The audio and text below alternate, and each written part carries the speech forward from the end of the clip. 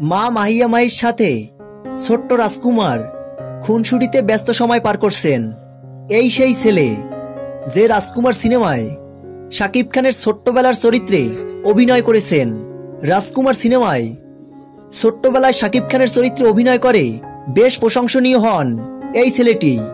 রাজকুমার সিনেমায় মা ছেলের এমন খুনসুটি সকলের মনে জায়গা করে নিয়েছে।